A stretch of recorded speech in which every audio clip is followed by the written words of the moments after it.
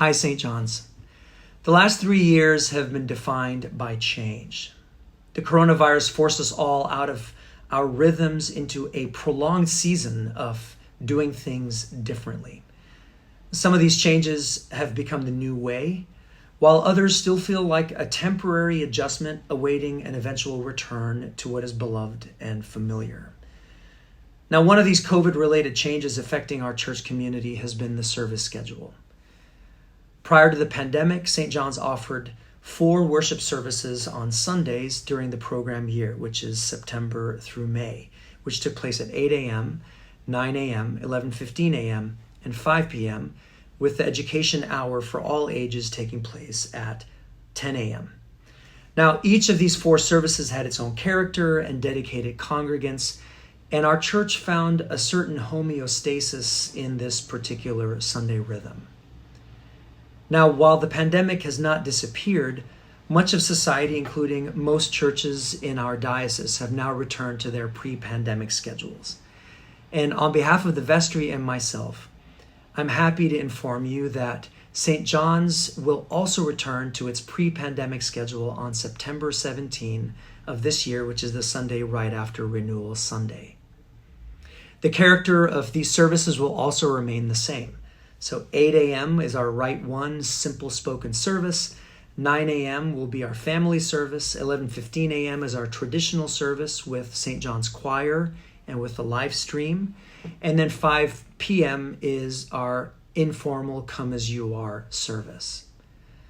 Now, the vestry is mindful that while this service schedule constitutes a return to the familiar for many in our church community, this is not the case, however, for those of you who've joined us since the pandemic, who've never experienced the rhythms of this long-held tradition at St. John's. I hope and pray that you will find this change to be intriguing, if not exciting in its own way, as you now get to experience this church community in its fullest Sunday expression. Now, here's the most important part.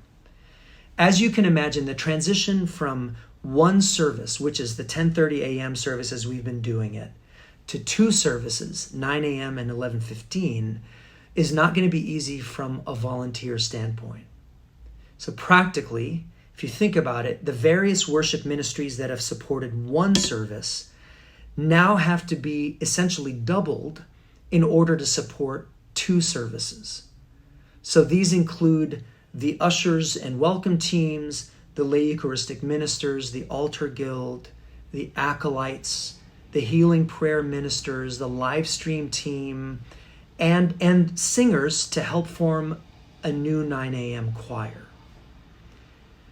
Our ability to make this transition from one service to 2 services is going to depend entirely on all of us coming together and being able to, as a community, double the ranks of these particular worship ministries.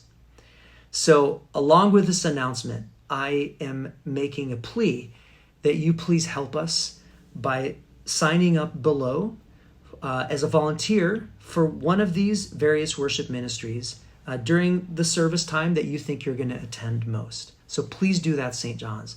This is the most important part for us to be able to pull this off. This September, we celebrate the start of our 150th year as a church, and I'm excited for us to enter into this year on a hopeful note, knowing that the return to the 4-service schedule on Sundays has been a deep longing for many of you. As usual, if you have any questions or comments, please reach out to me or the clergy or our wardens or any of our vestry members, or simply plan to attend the next vestry dialogue session, which is scheduled for July 9. God bless you, St. John's. May we never lose sight of the grace of God in the midst of change, and may we continue to faithfully build community at the crossroads of faith and life.